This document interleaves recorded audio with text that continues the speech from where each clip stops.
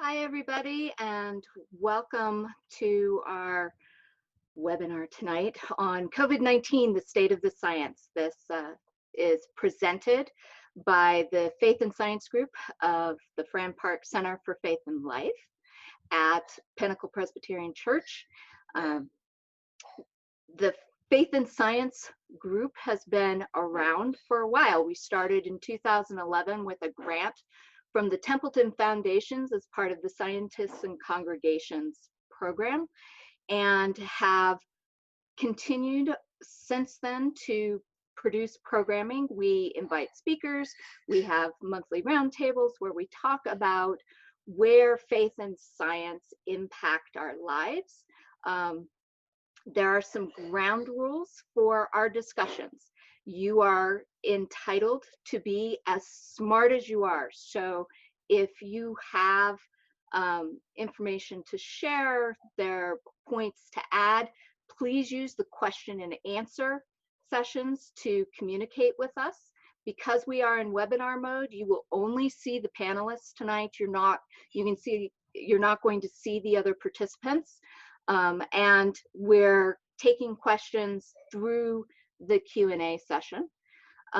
You also have permission to be, as we put it, as dumb as you are. So if something goes over your head tonight, definitely put it into the Q&A and make a panelist explain it to you, okay? So we want to be able to have good information.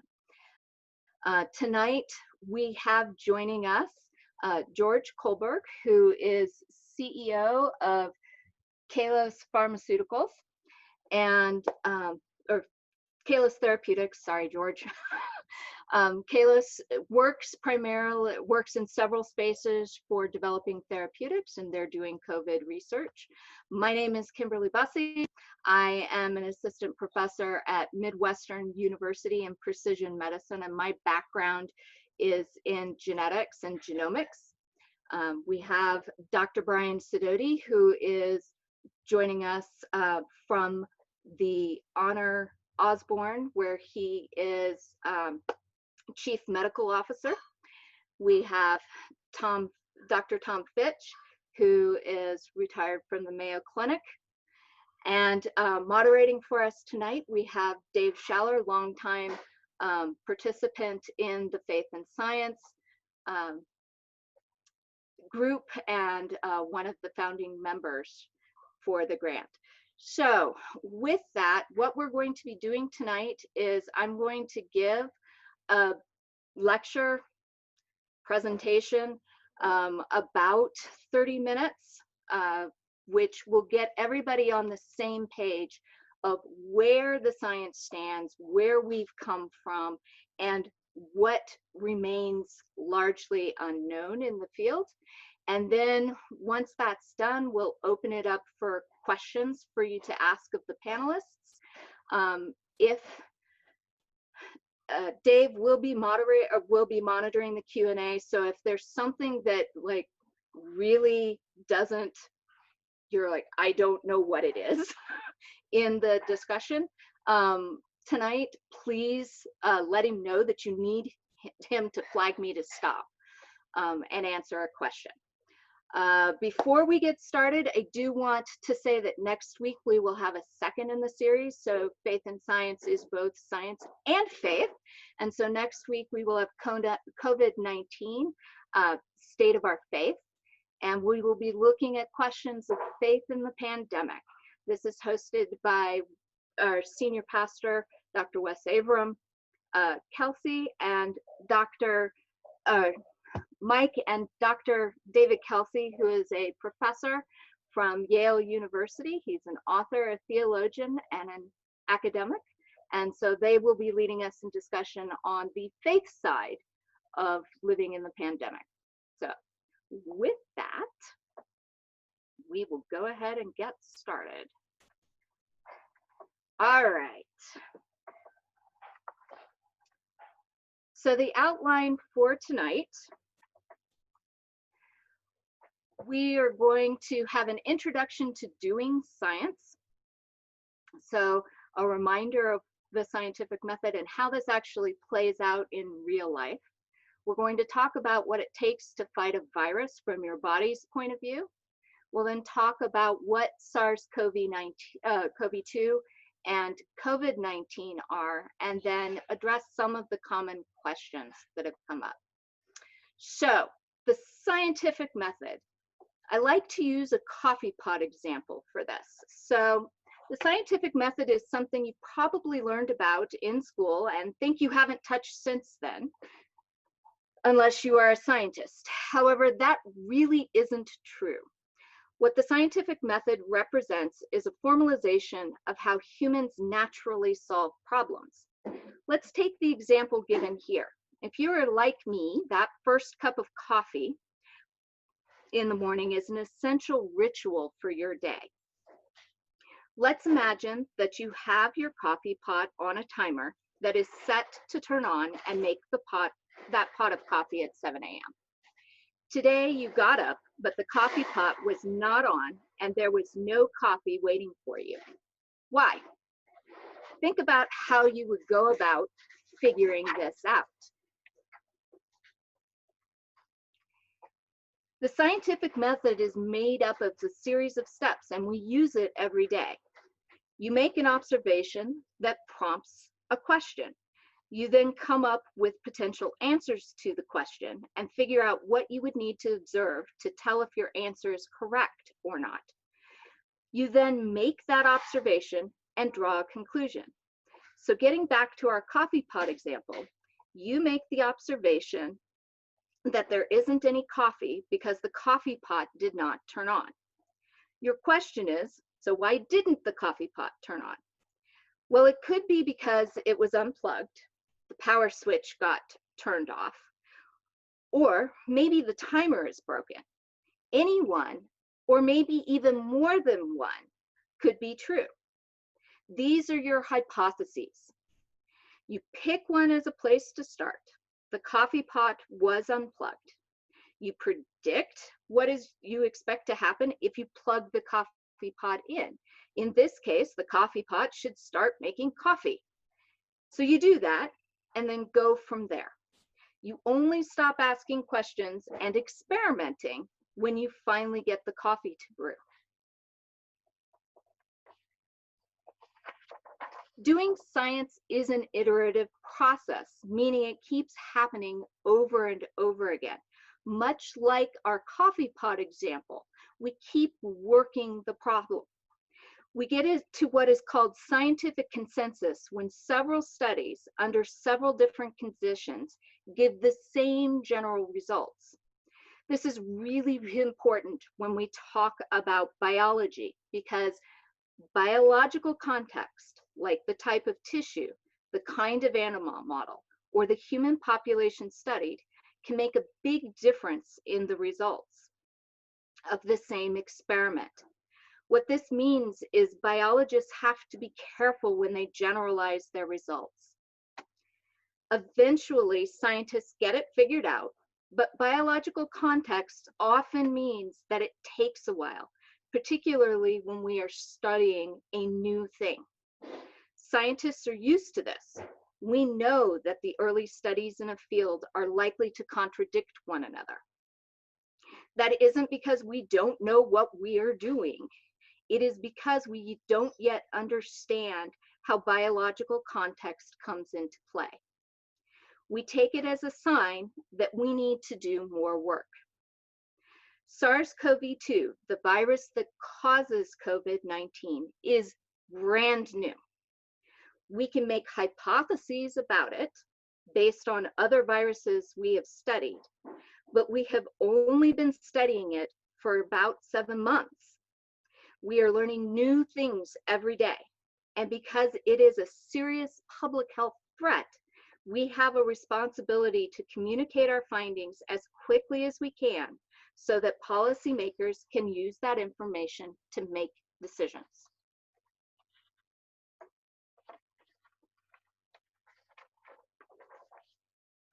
So let's turn from the process of doing science to the science of COVID-19 itself. We'll start by talking about how our bodies fight viral infections. Our immune system has 3 lines of defense. The first relies on barriers that keep pathogens, the things that make you sick, like virus and bacteria, out of your body. The second line of defense is the parts of the immune system that respond generally to pathogens. These include cellular, chemical, and physiological responses that focus on keeping a virus contained and removing it from our body. If this second line of defense is active long enough, the third line of defense, also known as the adaptive immune system, comes into play. This system is characterized by B and T cells, which are types of white blood cells that are antigen specific, meaning they target only the virus causing the problem. Inducing an adaptive immune response leads to immune memory, and it's this immune memory that's the basis for vaccination.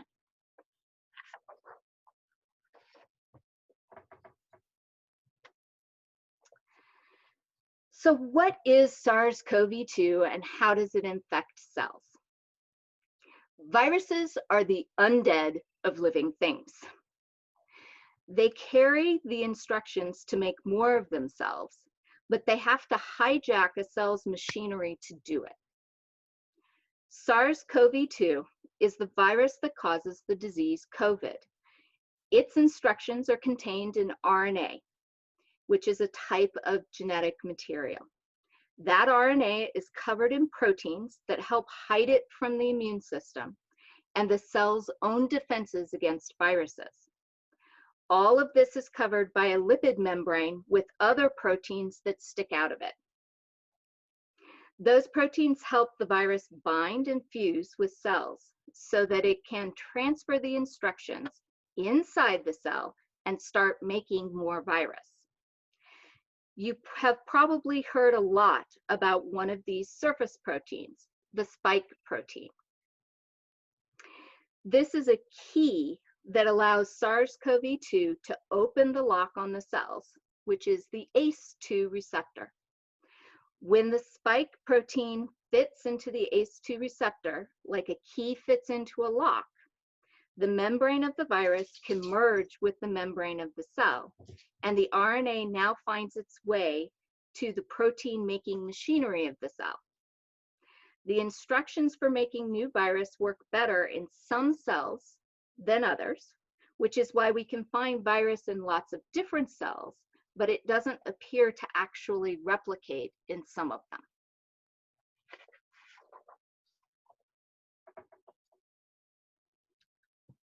So ACE2, which is the gene that encodes the ACE2 receptor, angiotensin II receptor, is expressed in many different organs.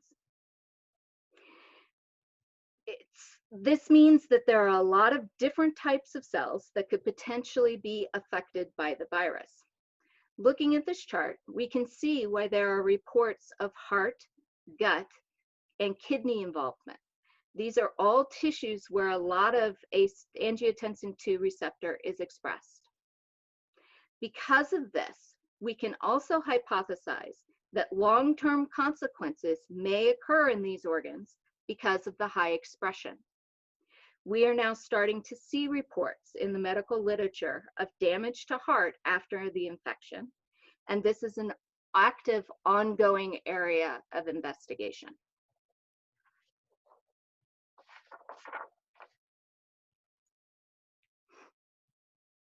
So how is COVID-19 spread? The scientific consensus is that SARS-CoV-2 is spread through the air, primarily through droplets and aerosols. What the relative contributions of droplets versus aerosols are to the spread is unknown and in an area of intense investigation. To put this in perspective, measles is primarily spread by aerosol and has what is called a basic reproduction number of 18, meaning that one person on average infects 18 other people. Right now, the estimates of the basic reproduction number of SARS-CoV-2 are around 2.65, which indicates that if aerosols play a role in transmission, it seems to be limited. Surface contamination is also a possible but less likely route for infection. The detection of virus in wastewater raises the possibility of waterborne infection. This is an area of study, particularly in regions with poor sanitation.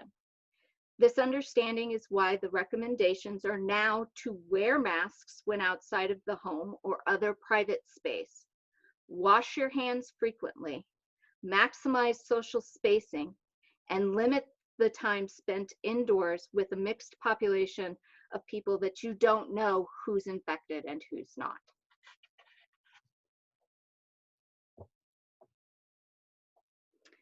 So why do some people get really sick and others have no recognizable symptoms? This is an area where biological context is key. One of the difficult things about this virus is that some people show no symptoms at all, while others die from their infection. We don't know how to precisely predict how sick someone will get, but we have identified some factors that increase the risk of the disease being worse. The first is viral load. Viral load is the total amount of virus someone is exposed to. It is a combination of how much virus is in the air, how long someone is exposed to that, and how much gets inhaled. The next factor is variability between the immune systems of individuals. There is evidence that for some people, previous exposures to other viruses have given them memory T and B cells that recognize the spike protein enough to fight off the virus. Another factor is whether someone has other health issues that generally make getting sick harder on their body. There are likely additional factors, both inherited and environmental, that also contribute, but we have not identified them yet. This is an area of the science where you can expect to see rapidly changing data and likely some contradictions as time goes on.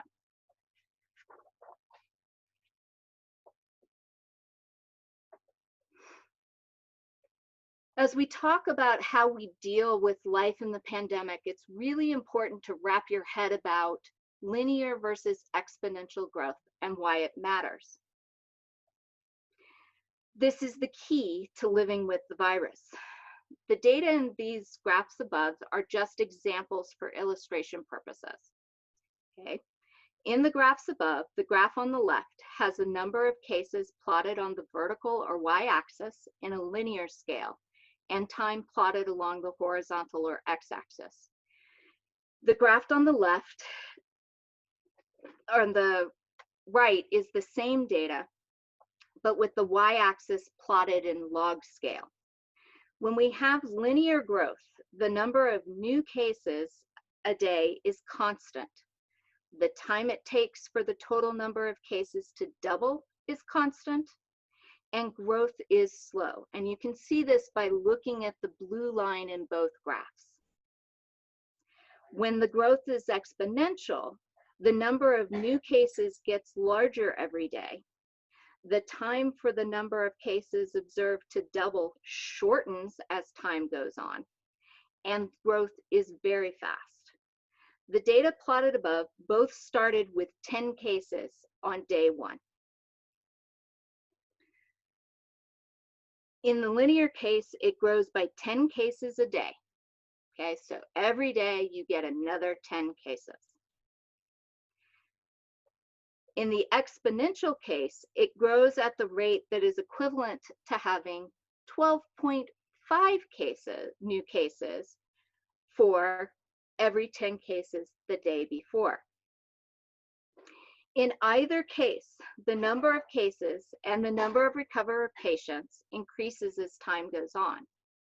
So understanding the growth rate is used to get a handle on whether that rate is something we can manage versus something that needs to be addressed through some sort of additional control measures.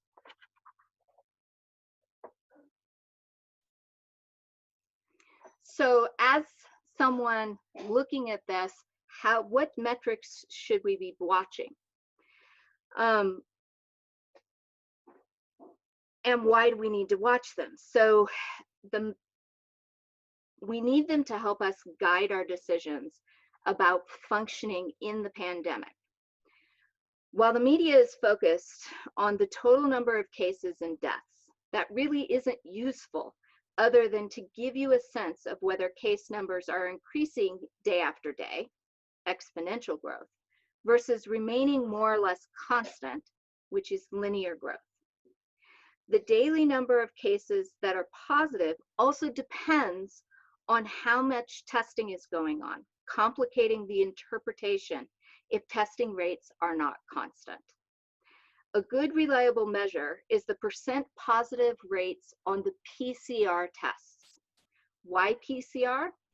This is the technology that is widely accepted as being indicative of active infection.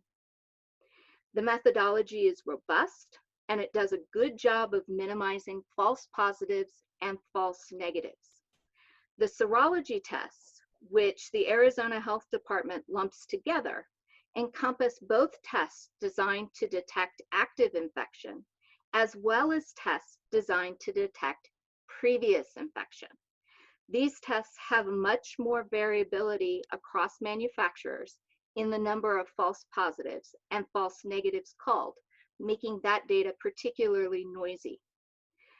The World Health Organization and the CDC both recommend that a PCR percent positive rate of greater than 10% indicates that the amount of testing being done is not adequate to capture the true extent of the outbreak. So where should we be? We see that countries with linear growth have a 1 to 5% positive rate and some level of random sampling. As of last week, 7/29, the percent positive rate in Maricopa County is down to 12%. So we're still above the 10% recommended. But that is down from a high of June 28th of 23%.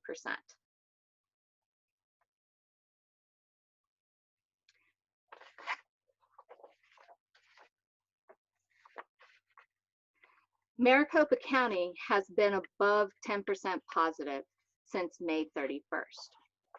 So you can find the percent positive data for PCR tests for Maricopa County by going to the COVID-19 data dashboard at the Arizona Department of Health. Okay, so you'll arrive at the dashboard and there'll be a little icon with little test tubes that says laboratory testing. Click that icon and you will get brought to this page.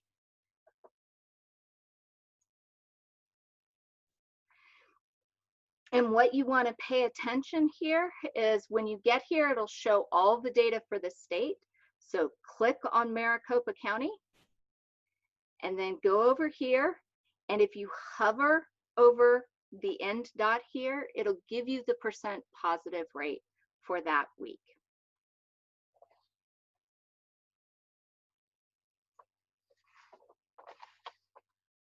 What about death rates? What we know is that the death rate from COVID-19 is dependent upon age, socioeconomic factors, and ethnicity and racial makeup. What this means is that the risk of death is variable. The death rate lags behind the number of infections by about 3 to 5 weeks. So it is useful to see how bad things were and to verify that what looks like a drop in cases over a period of time is indeed an indication that the control of the disease has improved. When everything is averaged together, the current case fatality rate, the number of deaths controlled for the number of cases, is 3 to 4%. For comparison, seasonal influenza has a case fatality rate of 0.1 to 0.2%. COVID-19's rate is 15 to 40 times higher. And again, much like you can find the PCR positive results on the COVID data dashboard, you can find the death rate. So you can keep track of deaths by clicking on death rate and then clicking on Maricopa County, and it will give you this breakdown.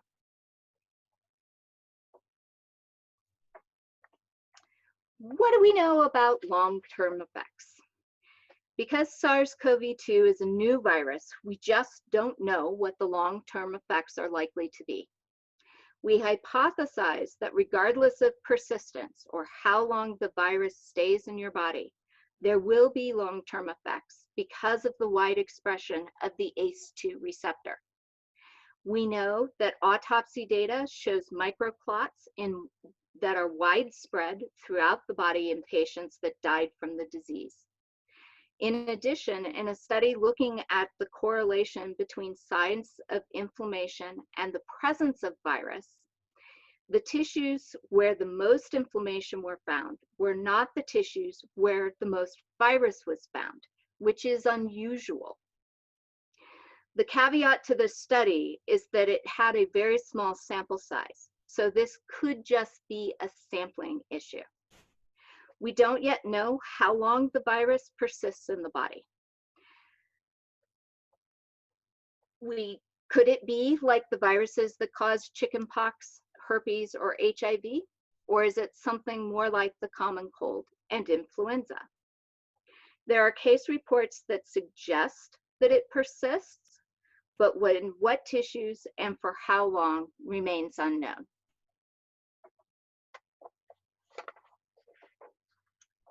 How durable is the immune response? We don't know.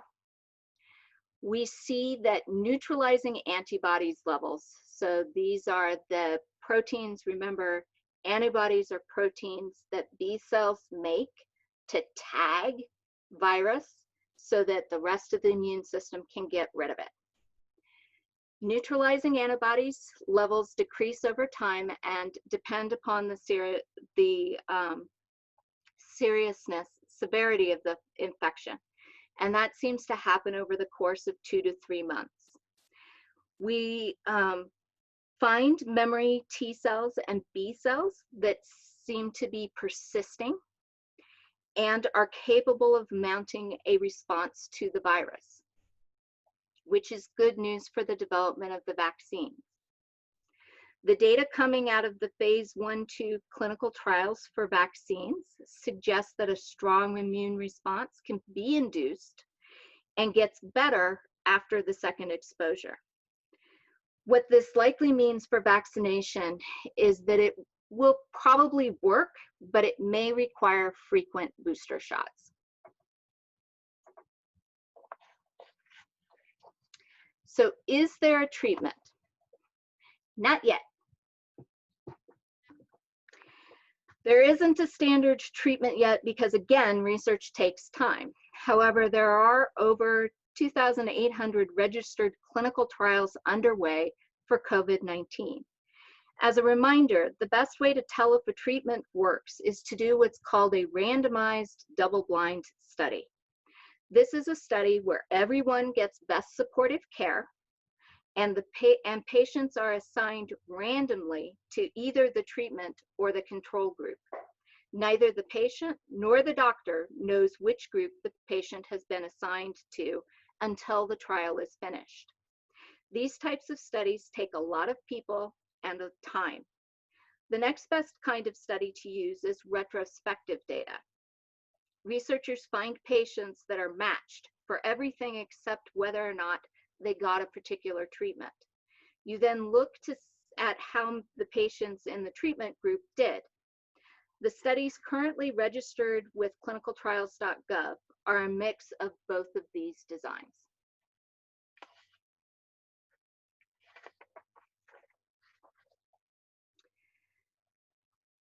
Doctors, however, aren't waiting for the studies to treat patients. They are using their clinical judgment gained from treating similar symptoms, sharing outcomes, and revising their practice as they gain experience.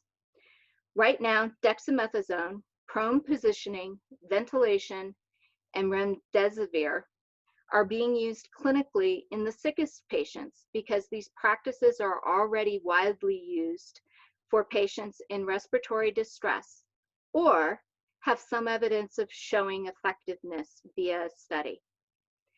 Studies are underway for things like creating artificial neutralizing antibodies that can be given by injection, similar to how we treat hepatitis A, and looking at a variety of drugs that interfere with the steps the virus has to take in order to replicate.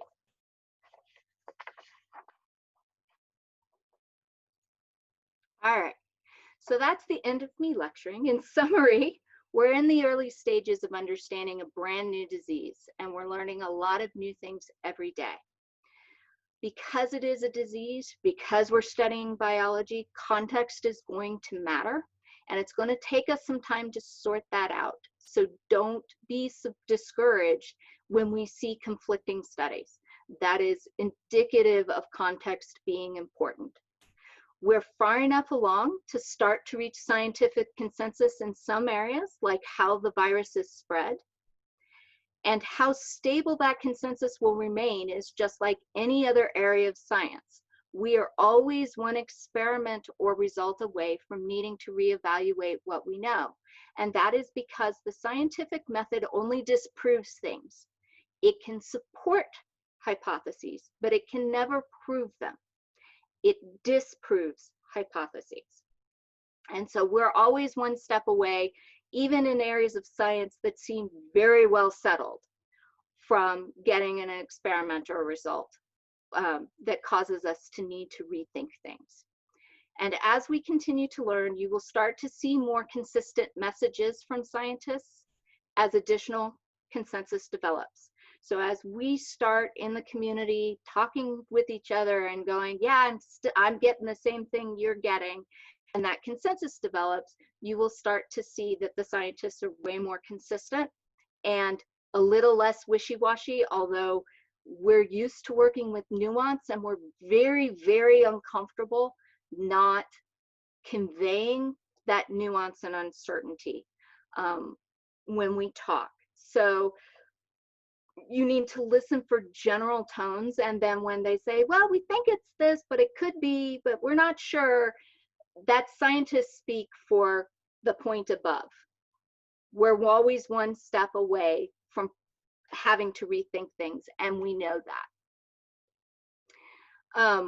Whether or not the developing scientific consensus also percolates up to the policy level remains to be seen. Okay, so at this point, I will stop lecturing. We will open up question and answers for sessions for the panel, and fire away. Dave, you're on. Panel, unmute yourself.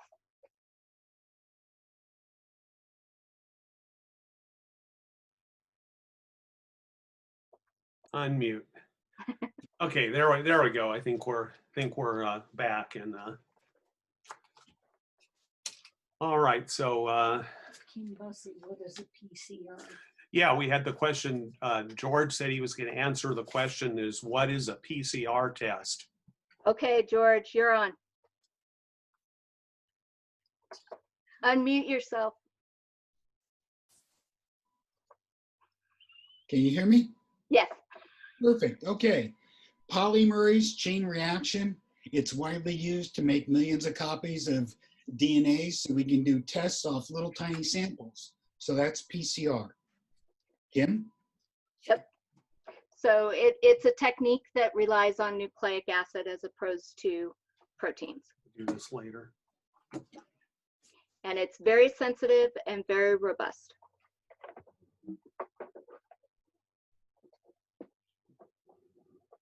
Next question. Okay, well, I can go ahead and just ask a general question. I think we need to stress the importance of science being apolitical. In this country, it's kind of been a political issue. Some people are thinking the whole virus is a hoax, and masks and social distancing are crazy. But shouldn't science be science and really be completely divorced from politics? And I guess that can go to anybody.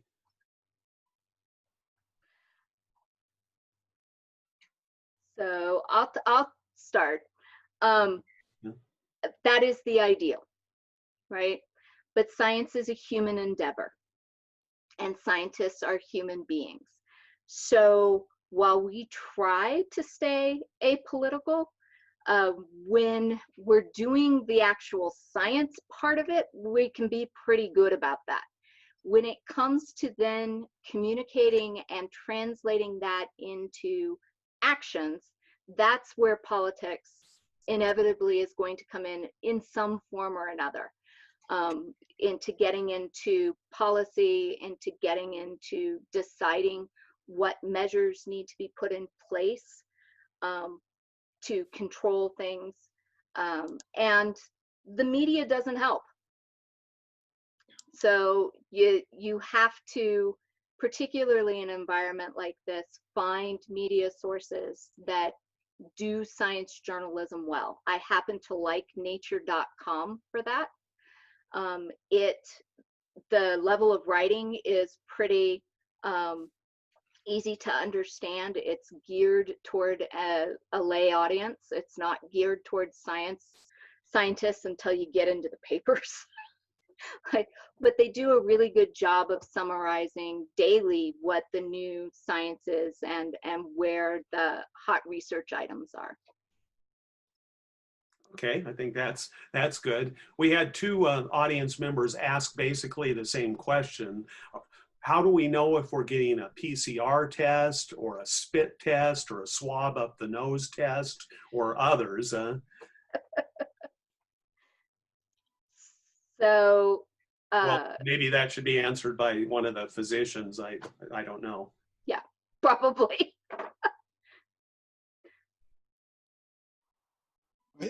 Brian, I think they want to know, is it a blood test that's Yeah. PCR? Is it the swab that's PCR?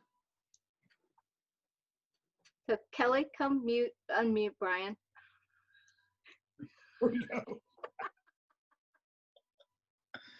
There we go. Okay. Generally speaking, the PCR tests are obtained either from a sample from the nose or the nasal pharynx, which is, we call them brain biopsies. They'll go way, way back into the back of the nasal canal along the upper part of the throat. Antibody tests are blood tests, generally speaking, as far as I know.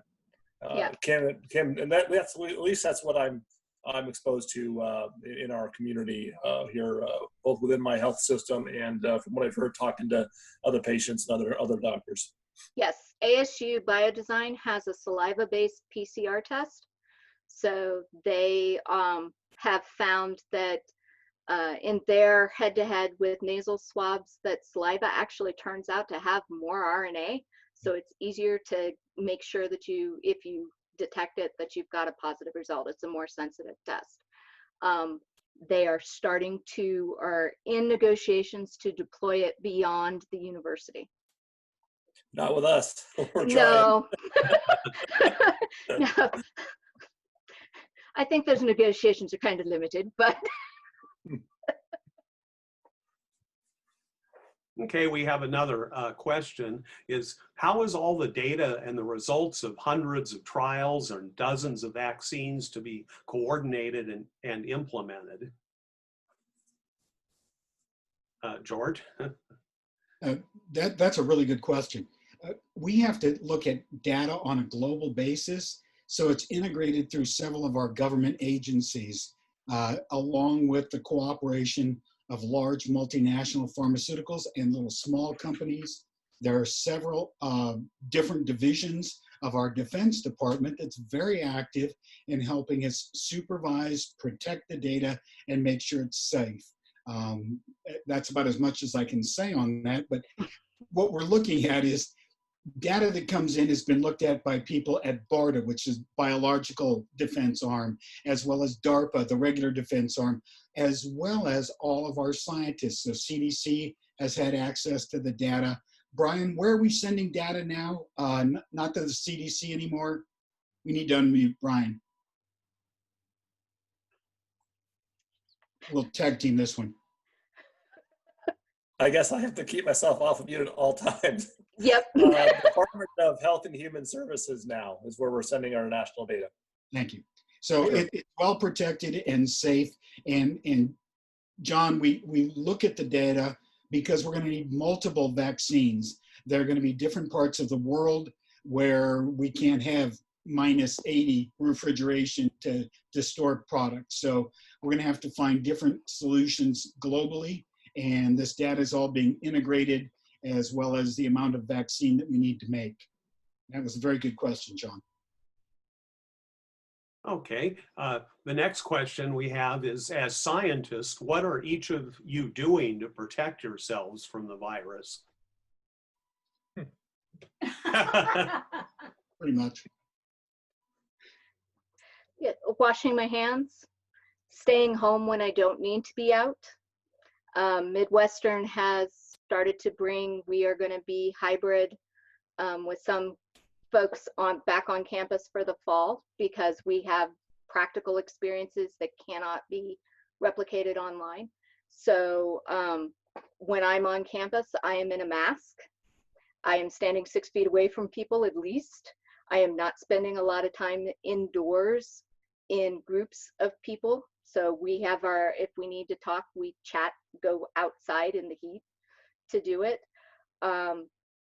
Midwestern has cut the capacity of their classrooms by down to 50 or 30% of what it was.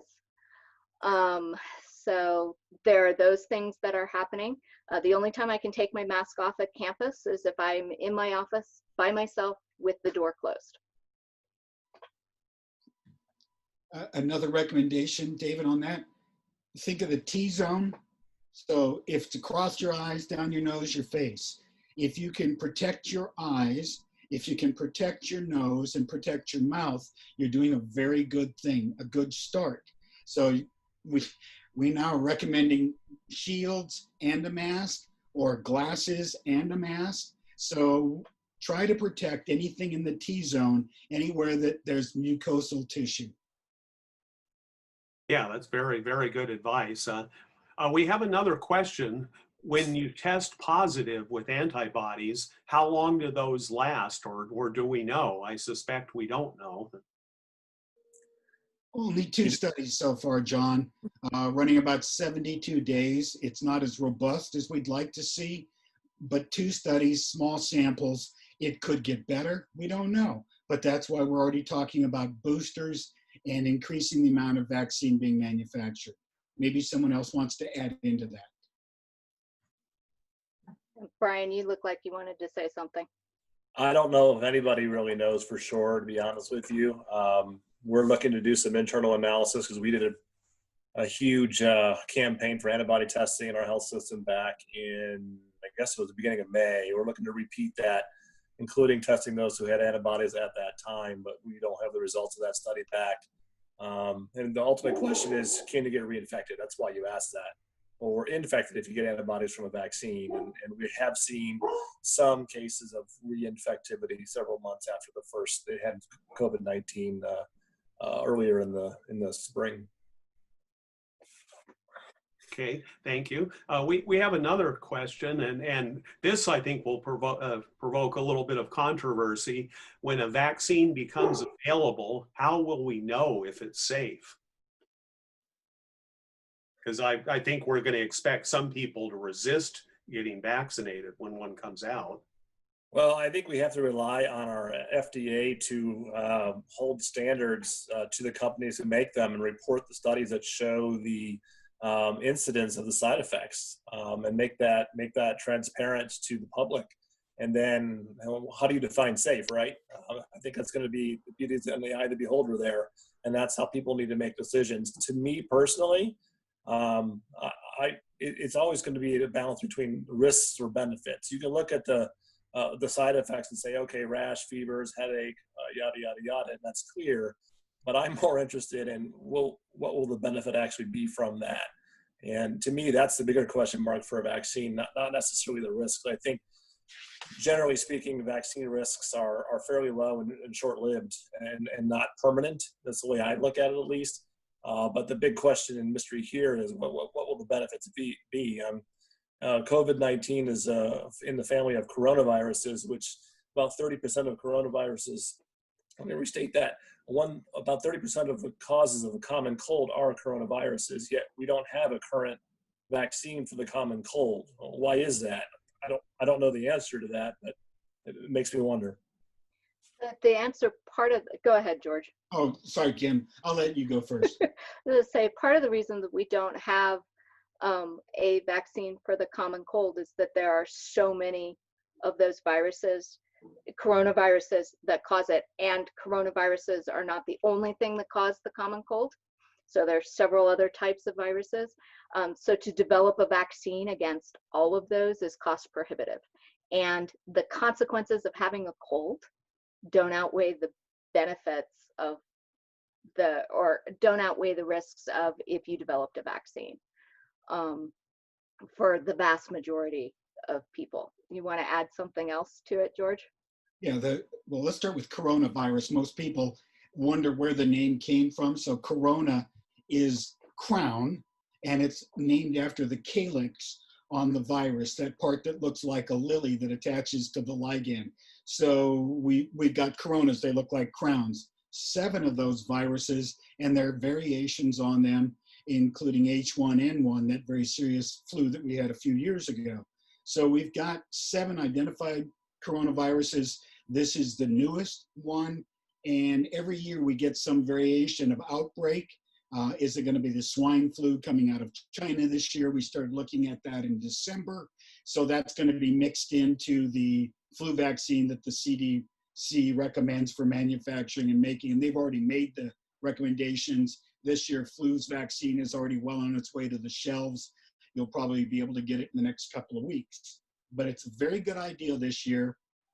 And this is a very small study that I saw this morning. A friend of mine runs a company back east. He's saying that you should get your flu shot, your pneumonia shot, whatever you can do to protect yourself.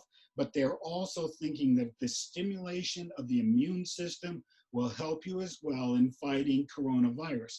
No proof yet, early small study to indicate getting your vaccines this year is a very good idea. Just take care of yourself. Oh, thank you very much. I have another question, and I know anytime you see something anomalous, it's the start of opening a door to a solution, but it's been widely reported that Black people are dying at 2.5 times the rate of whites, but we don't know whether this is caused by more exposure and infection, later stage diagnosis, just simply living in closer quarters, like apartment buildings, for instance, or if there's even some genetic basis to it. Does anybody want to respond to that? I'll take a crack at that one. Okay. I believe it has a lot to do with comorbidities that puts people at risk for death. Certainly we know age is one, but there's a lot of medical conditions which puts people in that category. Diabetes, hypertension, coronary artery disease are big 3, as well as a number of other conditions as well. Socioeconomic factors play a role with a lot of our minority populations, whether they have no health care or an underserved community, that puts them in that high risk category. So when they get coronavirus, they're more likely to have a fatality than others who are more in tune and plugged into the health system and have better care of their chronic conditions. Yeah, and I think we noticed that also on the Indian reservation. There's high rates of diabetes typically, and you're also getting higher rates of COVID-19. And so there's probably a connection of the comorbidity, as you said. Yeah. All of those hypotheses are probably true. This is a case where it isn't just one thing, it's probably 10. Yeah, I also believe there is definitely a genetic component. At least we've seen that in our opinion, in the Native American population. We've taken care of a ton of them, and including some healthy folks with no risk factors at all. And it's been really devastating in their community. One other thing, Brian, Sickle cell traits seem to be indicative of activity in COVID-19. Those traits are mostly attributed to our colored population. Yeah, the sickle cell anemia, the gene that or the version of the gene that gives you sickle cell disease. So you have to have 2 copies of it to give it sickle cell. But 1 copy of it is actually protective against malaria. So if you have ancestry from populations where malaria is endemic, you're much more likely to carry 1 copy of that sickle cell allele. Oh, okay. The next question we received is that if we get the vaccine, it's likely to not be a one-shot thing, that it's likely to be something that involves booster shots. Yeah, I think that even the early studies are suggestive that that is what's going to happen. Okay, thank you. We have another question that says, are the same types of tests being done simultaneously in both the north and south hemispheres? Which means they're on opposite seasons to us. So it would be wintertime in the southern hemisphere. Does anybody know the answer to that? What test are they referring to, David? Yeah. I think just general research, I think. So the PCR tests that are being done, the vast majority of them worldwide, this is not true in the US because of what the FDA put into place initially at the beginning of the pandemic, but pretty much worldwide, the PCR tests use the exact same reagents to do the test. So it is the same test being done both in north and south hemispheres. Okay.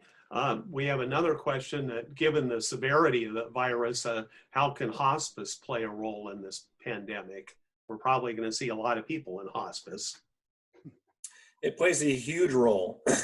Having advanced directives determined for you and your loved ones before anybody gets sick, no matter what the cause of the illness is really critical, especially now, because at least in this town, there are no visitations policy. So no visitor policy in the hospitals.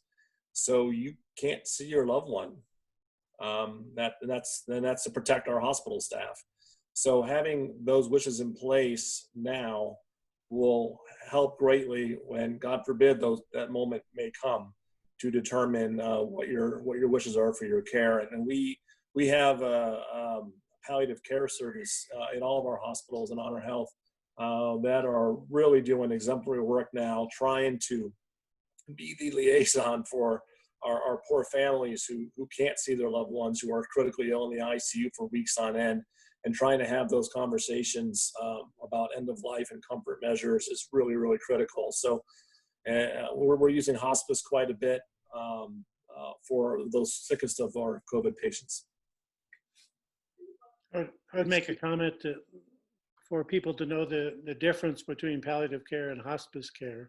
It's a continuum, but getting palliative care involved as early as possible to make sure advanced directives are in place and that patients' wishes are known at a point where they can communicate, rather than waiting too long, where they no longer have the capacity for effective communication. That palliative care is not hospice care. It's not about giving up, but there can be a transition from palliative care to hospice care when that's appropriate. And I would agree totally with Brian, is getting palliative care services involved early is a good thing. Oh, thank you. Thank you so much. Another question I had is, because of everybody's staying at home, and a lot of people, both elderly and young people as well, they're being very socially isolated, and rates of depression and, perhaps even suicides or risks are elevated. What should we be doing to ease social isolation issues or ease mental health issues?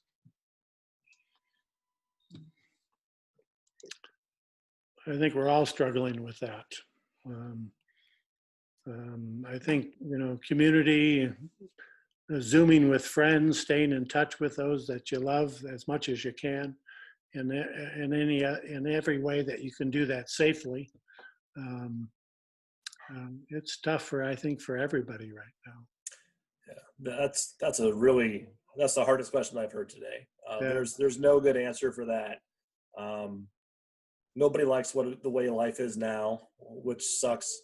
And nobody knows when it's going to end, if it's going to end, which is worse. We're focusing on well-being personally and with teams as much as we can at work. But I'm lucky that I still get to go to work and get out of the house every day, even though it's in a hospital environment. That's fine with me.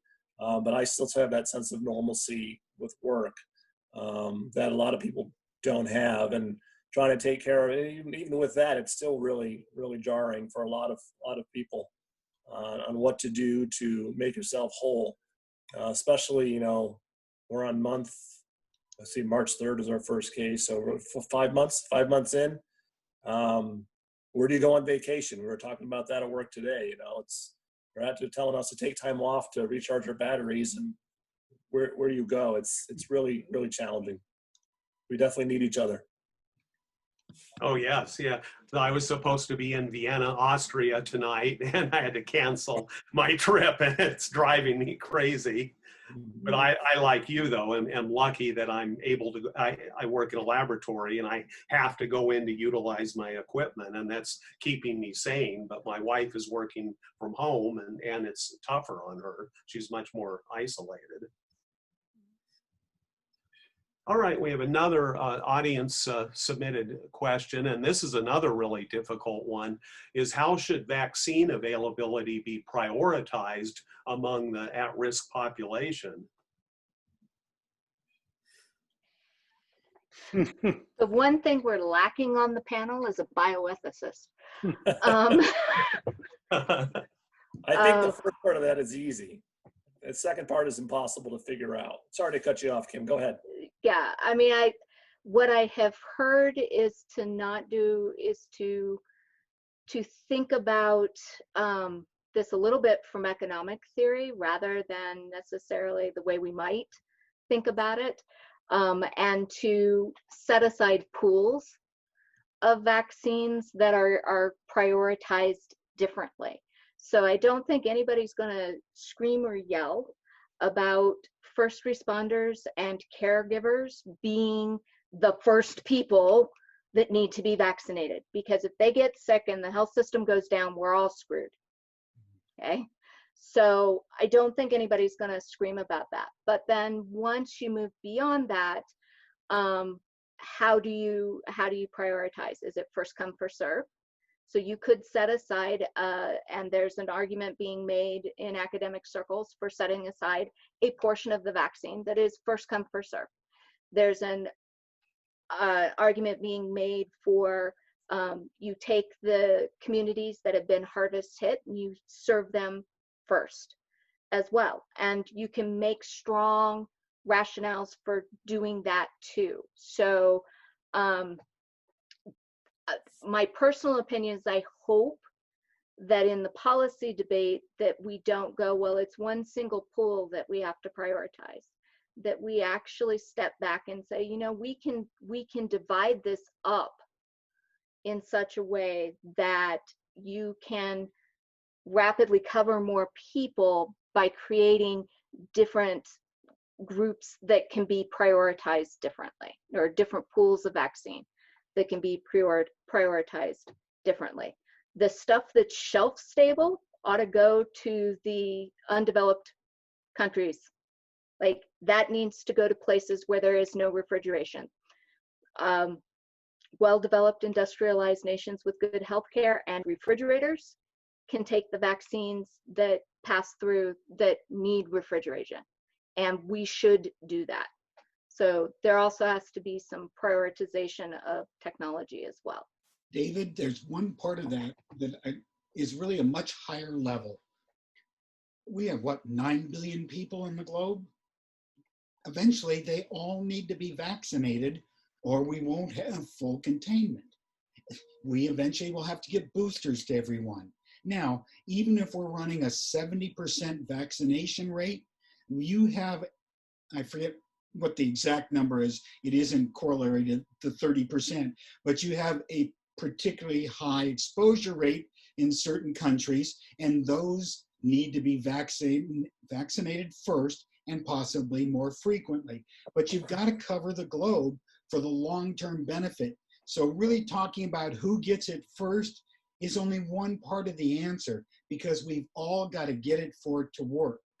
And then it kind of leads into Wes's part next week, where we talk about theology. Right, Kim? Yep.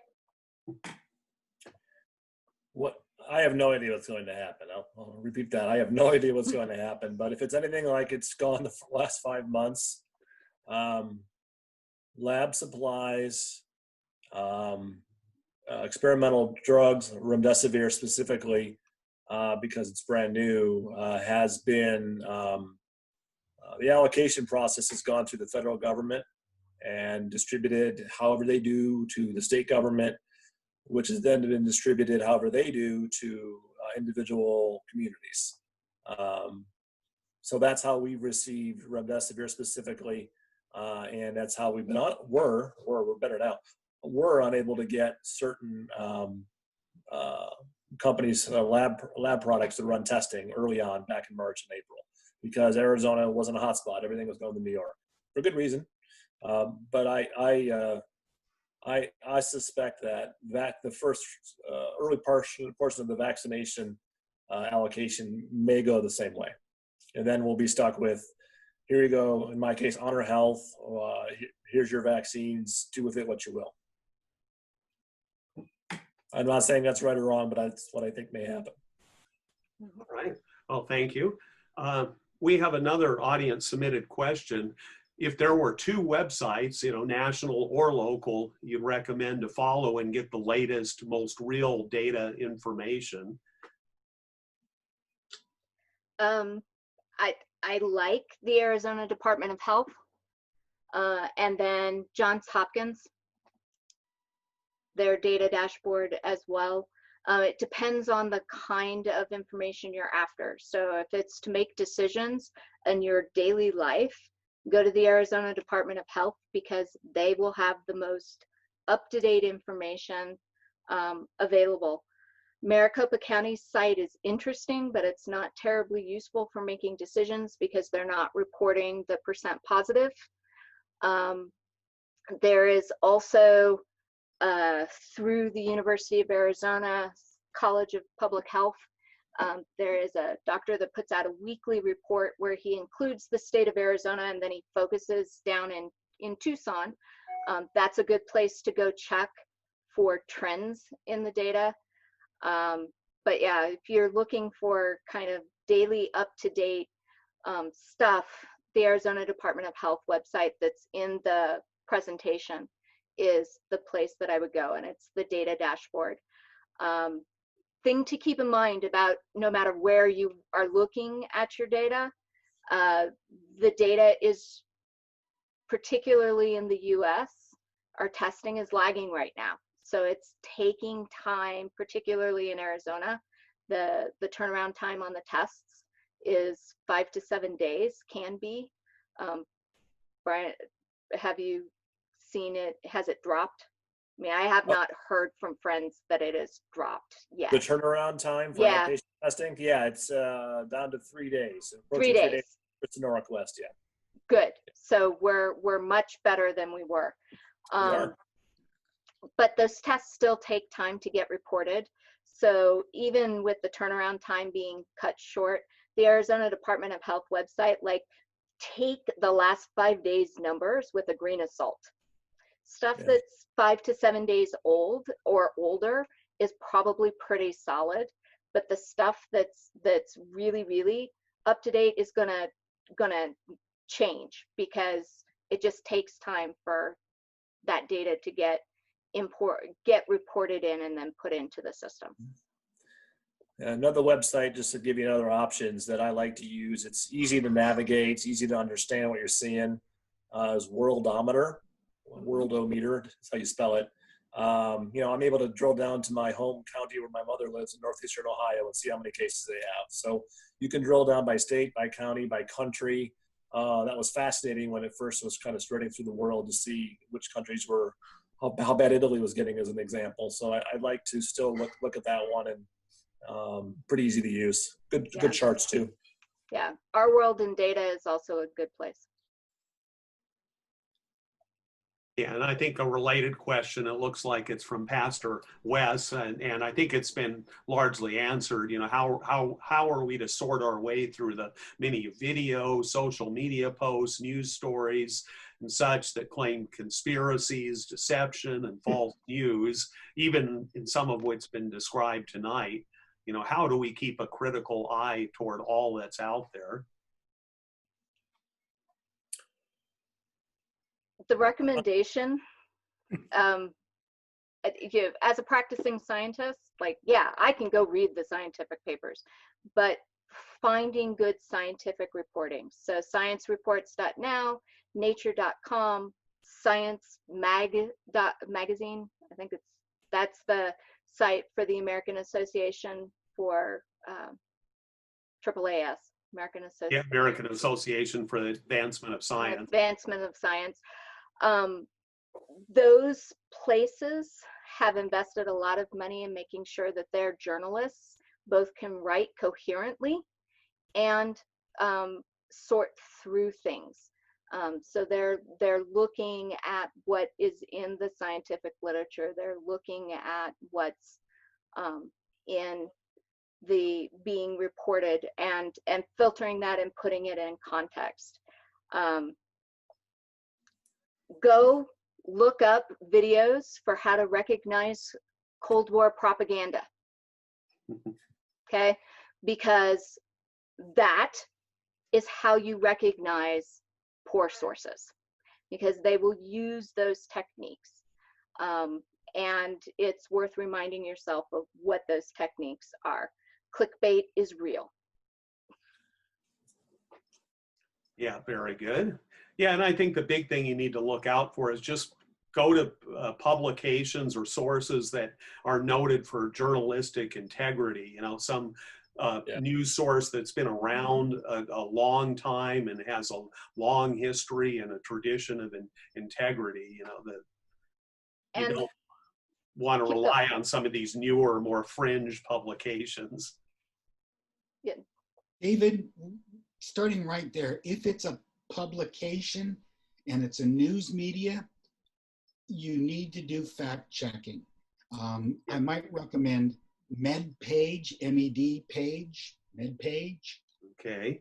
And Medscape, so that you can do going to the source for the information instead of going to what the Washington Post or New York Times or someone like, I don't know, there's so many promotional papers out there now, Epic Times and everything else. Just go right to the source. Medscape, MedPage gives you pretty good lay quality, but scientific data. So you don't have to run it through a filter, what a reporter thought or saw or heard. You're actually getting the studies in lay language. They're fairly easy, maybe 10th grade reading material. So it's pretty easy to get through. Okay, thank you. Yeah, that's very good advice. We have another question submitted by one of the audience members. What is the latest on what percentage of infected vaccinated it will take to achieve herd immunity? Who knows? Yeah. Who knows? Yeah, who knows? We're not close. Well, we have to explain what herd immunity is versus adaptive immunity. And if you want to start with that part, Kim, otherwise Sure. I'll jump in a minute. Go ahead. Herd immunity is the condition in the population. So this is how many individuals of the population are immune to the disease, and because they're immune to the disease, they are unlikely to encounter somebody who is susceptible is unlikely to encounter somebody who's infected. So the infected people can't spread it anywhere because the vast majority of people that they encounter are immune. When we talk about vaccination rates for things like measles, when we talk about, and the childhood diseases, polio, diphtheria, we're looking for vaccination rates in kindergarten to be above 90 to 95% in order to provide immunity and not provide herd immunity so that individuals who can't be vaccinated are protected. When we see rates drop below that, then we see a slip and we start to see outbreaks. So the measles outbreaks last year and the year before are a direct result of that number of vaccination dropping below 95, 90%. Are we going to need it at that level to be able to prevent the disease? Don't know. The models vary because how you model that depends upon how prevalent the disease is in the population to begin with. So if lots of people have it, then you have to have lots more people vaccinated. Yeah. Okay, thank you. Sure. Thank you. There's one question. George. Oh, George, do you have something to follow up? Go ahead. There's something there, but we'll come back to it. Oh, okay. There was one question I really wanted to get in because it's one, to me, the one bright spot of everything. People are driving less, the air is less polluted, we're using a lot less energy. And is it possible that we could leverage all the COVID-19 recovery programs to simultaneously advance the climate change agenda to transition toward a more sustainable post-COVID-19 world? David, 23 countries have already implemented green mandates following that line of thinking. I hope our country participates. I don't have a lot of faith in it, but 23 countries have said, you know what, this is a great idea.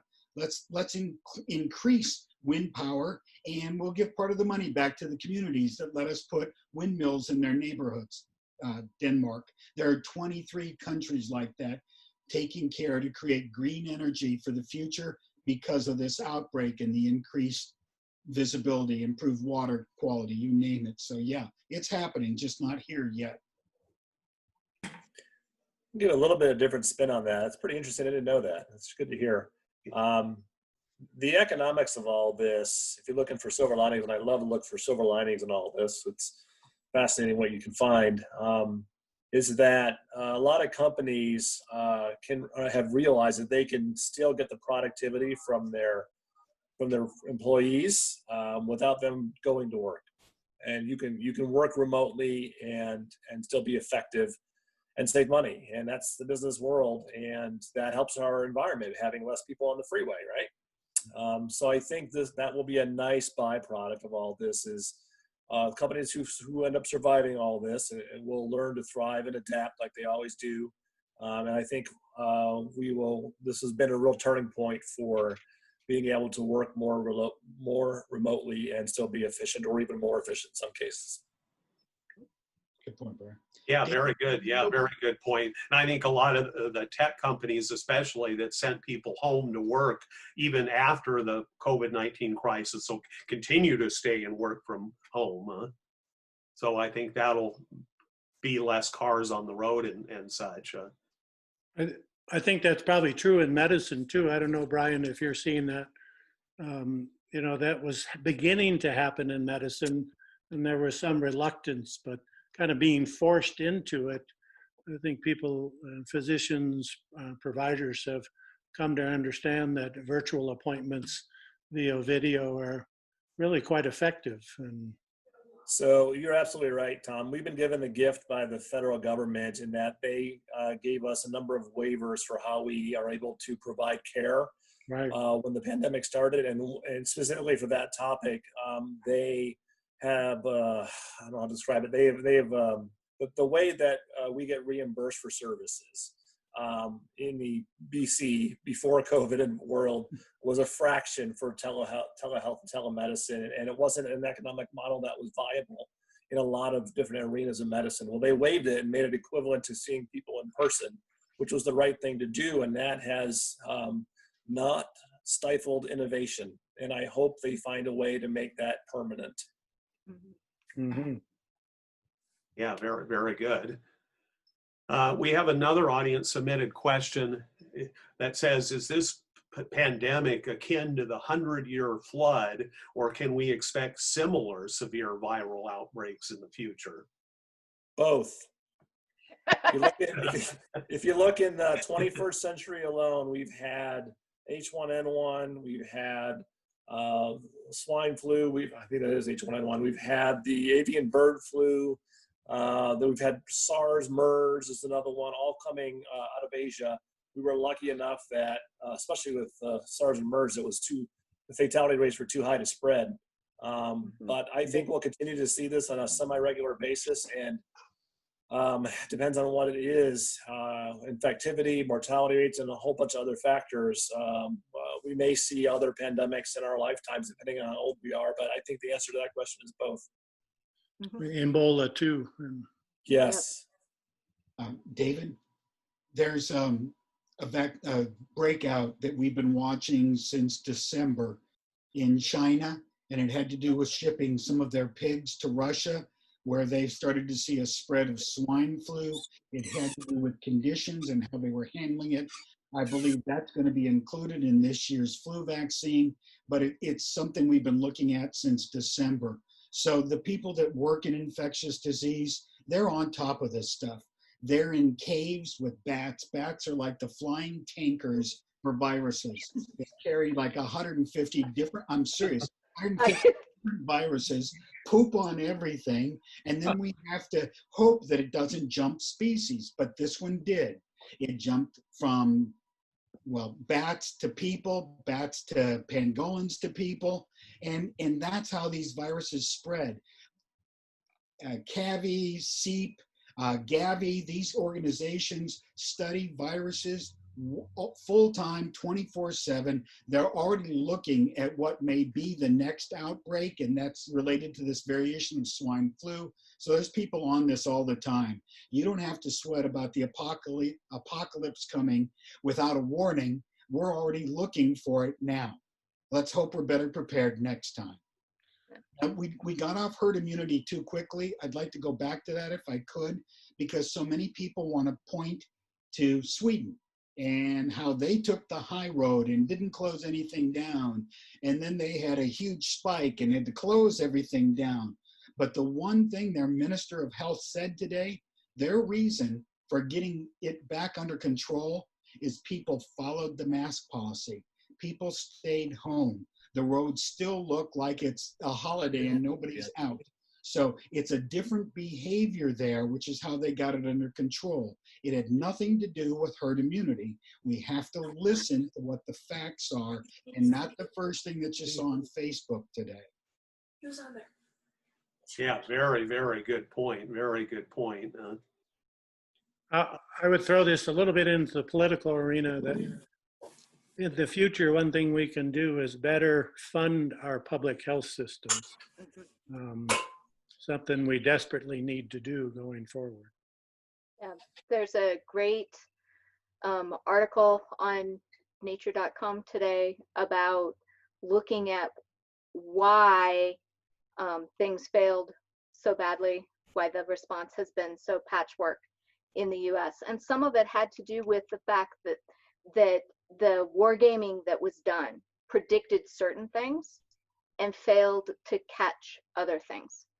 And it's a really interesting read of kind of why we are, particularly in the US, the situation that we're in. You send that out? Yeah, I can do that. And that plays into another question. There's one person asked, can we get a copy of this presentation? Yes. Okay. Yeah. And I assume that'll be on the Fran Park Center website. It'll either be on the Fran Park Center website. It should be with the recording. So the recording will be available, and the presentation will also be made available. Okay. And another person had a quick question about what is the current pricing for PCR antibody testing and where are they available? Great question. I would recommend, ooh, that's a good question. There's a lot of free testing still, a lot of free Yes. testing you could find. I would recommend that unless it's urgent. I don't know commercially what it would cost. I've heard it widely varies. I've heard it widely varies. I've heard up to $100 if you wanted quick results. That was a couple weeks ago from a neighbor. But I think free is the right answer unless you're sick. Yes. And then if you're sick, it's paid for by your insurance. Okay. We had one person make a comment, video care is not very viable in dentistry. I'm sure that's true in a lot of professions. Yep. Yep. All right, well, I've got one last grand finale question, and this is one of the toughest ones of all, is that we're eventually going to have to reopen things. I mean, the United States is apparently, we've lost 30% of our gross domestic policy this year. It's devastating. You know, I understand it's literally costing the economy $18 billion a day to have businesses shut down. And at some point, we are going to have to open up before we're ready. And that's going to be a tough call to make. And so obviously more people will die and be exposed to it, but sooner or later we do have to reopen economically. So the thing is that is a straw man argument. So you don't get economic recovery until people feel comfortable and safe in the environment. And you do not get people feeling comfortable and safe in the environment until the infection rate is under control. So if you want to open up and start to actually be able to function with this, then we have to do the things that work, which are wear masks, try to minimize your interactions, be in that, protect that T-zone, minimize non-essential interactions, stay out of high-risk situations. Going to the grocery store turns out to be a relatively low to medium risk venture. Going to a kegger at the frat house is probably not a good idea. You know, do things, make sure that you're minimizing your personal risk. If all of us minimize our personal risk, we will also minimize the risk to others. This disease becomes now something that we can function with, and we can start to say, okay, we can open back up. We can, you know, we're blessed in Arizona that it's only miserable outside, really miserable 3 months out of the year. So restaurants can start to open up if they've got outside seating.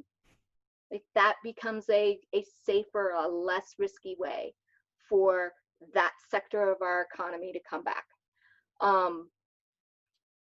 There are takeout, but just participating in takeout. You want to help our economy right now? Order dinner out. Go get it from your local restaurant and bring it home and support those restaurants. But you don't have economic recovery without the virus under control. And several economists have made this point over and over again. You just don't. David, there was a great article today in the op-ed section of the Wall Street Journal. And the best way we can, besides behaving, the best thing we can do is increase the amount of testing. Mm-hmm. The more people we can test, the more frequently we can test, the better we can track emergence. The better we track emergence, the sooner we can flatline this disease. So don't avoid getting tested, get tested, keep an eye on your kids, get them tested, do everything you can. And if you've gotten one negative, guess what? In another 3-4 weeks, maybe it's a good idea to get tested again. Keep on top of this so we can control the spread. I think the key to our economic recovery is we need to accept this is how it's going to be. Right. I no longer complain about taking my shoes off to get in an airplane and all the metal detectors and security and all that, because that our life's changed forever after 9/11, and we've adapted and we've flourished since then. We need to accept this is the way it's going to be. I don't know how long. It may be forever. I don't know. Influenza is not wiped off the earth. Who knows what's going to happen? If we accept it as business owners and folks who run companies, and as a population, that we need to adapt how we do things, we will allow innovation to occur, and we will start to flourish again economically. If we try to go back to the way things were, don't take the science seriously as to what we need to do to avoid spreading this, which is really simple things that hasn't really changed a whole lot in the last couple of months, we're going to struggle. So as soon as we accept that economically, in business, and in our society, the better off we'll be sooner. Amen. Yeah, thank you. Well, I think we're at about the end of our time. I personally want to thank all of the panelists. You all did a great job. And Kim, you did a great PowerPoint presentation. And we had a lot of people stick with us and listen to us, and a lot of good questions tonight. I don't know if Kim has some closing remarks. So you can, if there are additional questions that we didn't get to, if there are things in the presentation, you can email the church and they'll get a message to me, and I'm happy to reach out and have discussions. Reminding again that this is the first in a series of 2. So next week, same time, same bat channel, probably not the same bat channel, but close to the same bat channel. We will be gathering again to talk about COVID, the state of the faith. So what does it mean to be Christian during a pandemic? And how do we maintain Christian community when many of our practices are practices that are based in person? And how do we do this, right? How do we adapt? So that is next week at 7 o'clock. The panel will be Dr. Abram, Mike Hageman, and Dr. David Kelsey. So hopefully go to the Fran Park website, sign up for that, register for it, and we'll hopefully see you then next week. Okay, thank you. Do we have any final thoughts from George or Brian or Tom? Not for me. I just want to thank everybody for giving me the opportunity to participate and share my version of my reality these days. Thank you. Yeah, and thank you. Yeah, you did a great job and really made it a All great of our presentation. participants. And remember, it's not the flu. Yeah. Thank you all to the panelists. I appreciate you answering my call for help. Thank you for all your effort, Kim. All right. Well, we shall see you all next week. Okay, see you next week. Take care. Right now.